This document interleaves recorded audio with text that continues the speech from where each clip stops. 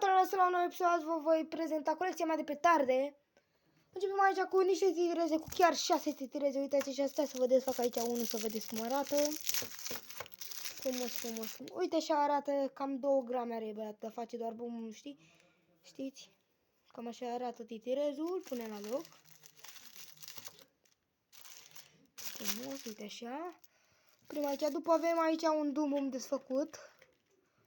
Avem aici un dumbum desfăcut, mai am aici 1, 2, 3, 4, 5, 6, și moame, a căzut telefon. Nu contează, 1, 2, 3, 4, 5, 6 și mai am aici 2 picole de la Scarlett. Ăsta îl dau. Așa.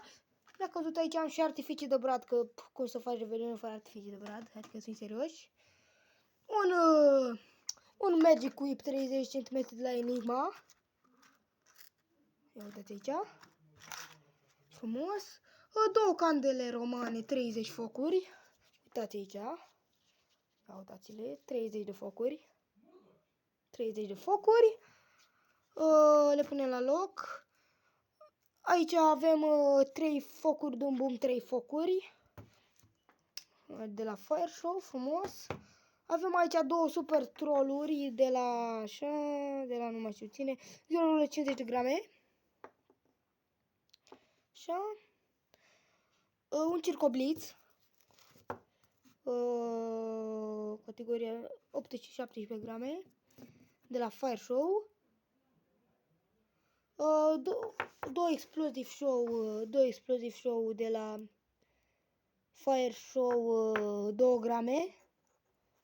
2 grame. Un pachet de FS3, dar am dat unul între timp, așa că nu mai contează, avem aici. Un pachet Vampire Original Vampire Flamă Roșie. Și, nu știu, acțiuni de ăsta de la Scarlett, 6,5 grame.